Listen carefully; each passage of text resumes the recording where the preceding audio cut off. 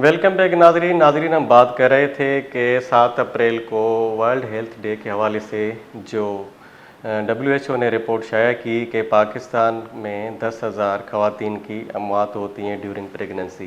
तो उस पर हम बात कर रहे थे। हमारे साथ पहले लाइन पर मौजूद थे डॉक्टर अब्दुल गफूर शोरो। अभी हमारे साथ जो मौजूद है डॉक्टर अमीर अली सोलंकी। हम उनसे बात करेंगे कि ये जो फिगर हमारे सामने आई है इसको हम कैसे बेहतर बना सकते हैं, ये जो अमवात हो रही हैं इसको कैसे कम किया जा सकता है। अस्सलाम वालेकुम सर।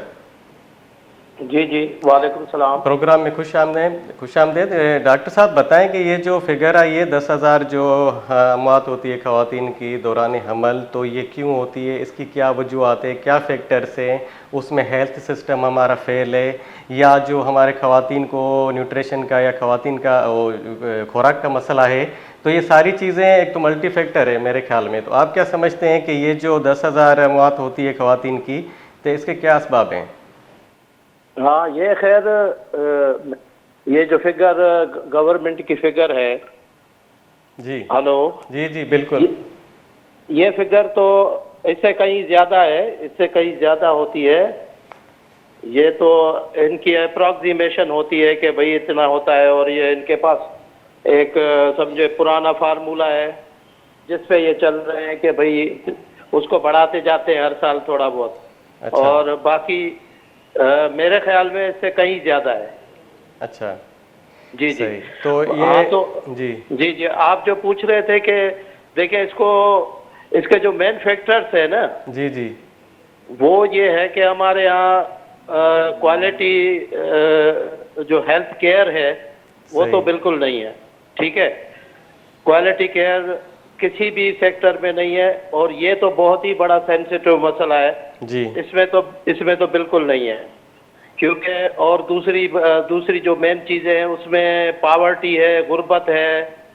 ठीक है, फैमिली प्लानिंग बिल्कुल नहीं है, और भी सोशो इकोनॉमिक फैक्टर्स हैं। और ख़ास तौर पर जो देही ख़वातीन हैं वो ज़्यादा मुतासिर होती हैं। ख़ास तौर पे उनको सही डॉक्टर नहीं मिलते हैं, और उनकी जो विजिट होनी चाहिए डॉक्टरों के पास बच्चे हमल के दौरान, वो सही नहीं होता है। और उसके अलावा क्वालिटी जो डॉक्टर्स होते हैं अक्सर गांव में दाइयों की थ्रू होता है सारा प्रोग्राम ये।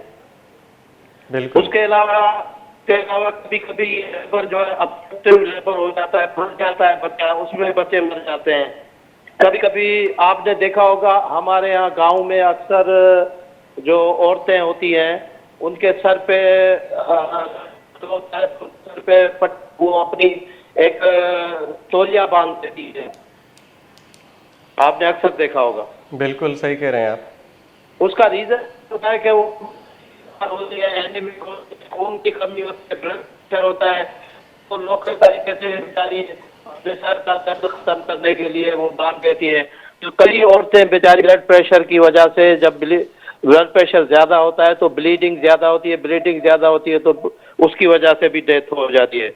और उसके अलावा हमारे यहाँ वहाँ पे सबको छोटी मोटी हॉस्पिटल हैं, तो वहाँ पे बेहोशी के डॉक्टर वो कॉम्पिटेंट नहीं होते हैं, बेहोशी सही तरीके से नहीं दी जाती, उसमें कई औरतें मर जाती हैं। ये कई फैक्टर है।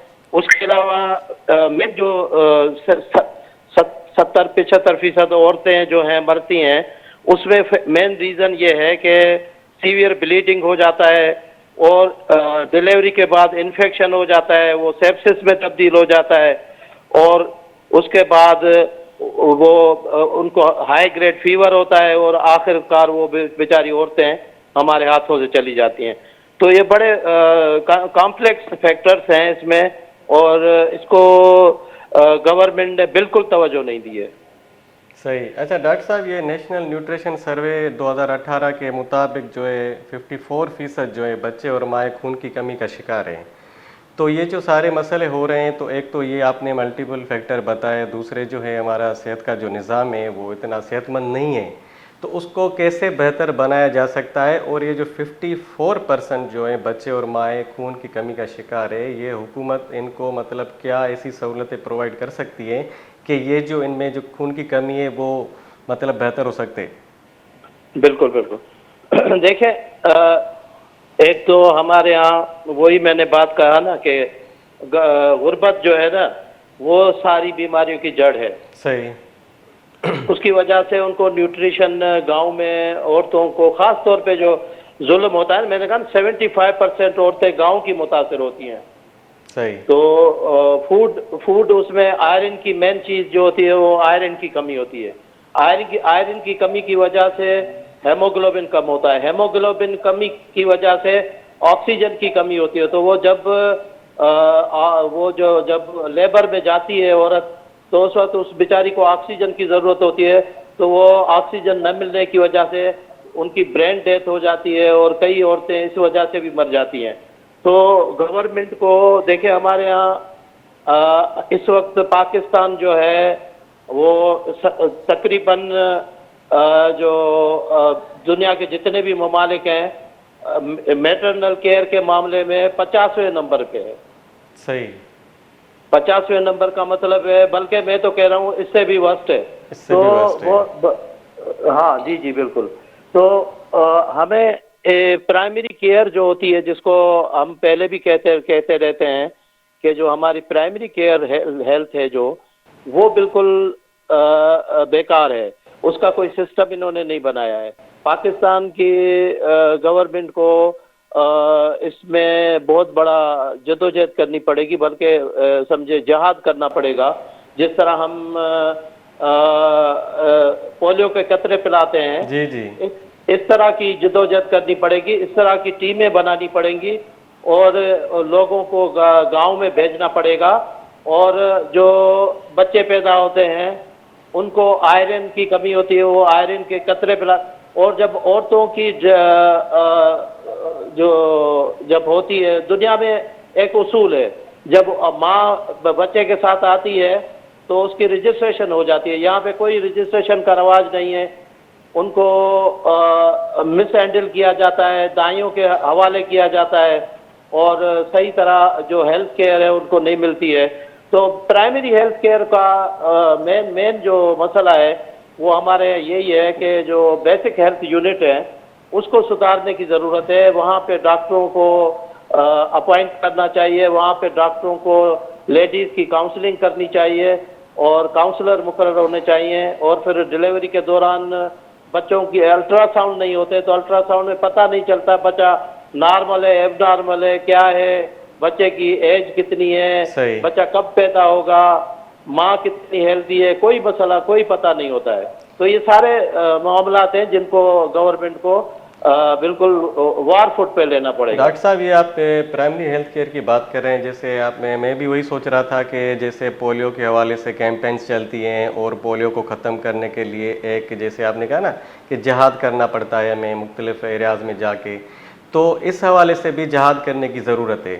تو دوسری بات یہ کہ دیکھا جائے کہ بچے جو متاثر ہوتے ہیں تو ظاہر ہے وہ تو ڈپینڈ ہوتے ہیں، ماں کی صحت بہتر ہوگی تو ظاہر ہے بچے کی صحت صحیح ہوگی. تو بیسک ہیلتھ یونٹ سے آپ کی نظر میں ہم سندھ کی اگر بات کریں تو آپ نے سروے بھی کیا ہوگا، دیکھا ہوگا، ظاہر ہے آپ اس فیلڈ سے وابستہ ہیں، تو مطلب وہ کیا لگتا ہے آپ کو، سیٹسفیکیشن آپ کو نظر آتی ہے سندھ کے بیسک ہیلتھ یونٹس یا پرائمری ہیلتھ اسٹرکچر میں؟ نہیں بیسک ہیلتھ یونٹ تو ہماری دیکھیں نا وہاں پہ تو آپ کو بھی پتہ ہوگا کہ وہاں پہ تو پیراسیٹامال بھی نہیں ملتی ہے اور کئی بیسک ہیلتھ یونٹ تو بند پڑے ہوئے ہیں. اور ڈاکٹر اگر اپوائنٹ کیے جاتے ہیں تو ڈاکٹر وہاں پہ جاتے نہیں ہیں. تو ڈاکٹر اگر جاتے نہیں ہیں تو گورنمنٹ اتھارٹیز کو انشور کرنا چاہیے نا کہ ڈاکٹر نہیں جاتا ہے اس پہ ایکشن لیں. تو ساری آرگنائزیشن کا فیلیور ہے پورا. تو آپ نے کہا کہ ابھی بھی دائیوں کا وہ ہوتا ہے اس میں رول، مطلب جو بچے پیدا ہوتے ہیں یا ڈیلیوریز ہوتی ہیں تو اس میں ابھی تک مطلب دیہی علاقوں میں دائیوں کا ہوتا ہے رول اس میں؟ دیکھیں دائیاں پوری دنیا میں دائیاں ہوتی ہیں، بھلے دائیوں کو میں کہتا ہوں تو دائیاں اگر نہیں ہو نا جی تو ہمارے تو ریشو اور بڑھ جائے اور لوگ اور مر جائے. تو دائیاں بیچاریاں تو پھر بھی ٹھیک ہے، لیکن دائیاں جو میرا مقصد یہ ہے کہ ہم جو پرائمری ہیلتھ کیئر یونٹ جو ہے ان کو صحیح طرح بنائیں اور وہاں پہ ایک ایسا پروگرام بنائیں جس میں جو عورتیں دائیاں بننا چاہتی ہیں ان کو ٹرین کریں گاؤں میں اور ان کو سرٹیفکیٹ دیں اور ان کو जो وہ اسکلڈ نہیں ہوتی، ان کو مزید اسکلڈ کیا جائے. ان کو مزید اسکل کیا جائے تو دائیں ہی کام کریں گے. ڈاکٹروں کا کام، ڈاکٹر تو پہنچ نہیں سکیں گے. صحیح. بالکل صحیح بات ہے آپ کی. بہت بہت شکریہ ڈاکٹر صاحب، آپ نے ہمیں قیمتی رائے سے آگاہ کیا. ناظرین، ہمارے ساتھ موجود تھے ڈاکٹر امیر علی سولنگی جو ممبر ہیں پی ایم اے کے. انہوں نے کہا کہ یہ جو بنیادی ہیلتھ کیئر سسٹم ہے اس میں بہتری لانے کی ضرورت ہے. جو پرائمری ہیلتھ کیئر ہمارے یونٹس ہیں، جو گاؤں میں ہیلتھ یونٹس ہوتے ہیں، وہ بالکل مطلب اس پوزیشن میں نہیں ہے کہ وہ کچھ اچھی ڈیلیوری کر سکیں، مطلب لوگوں کو سہولت دے سکیں.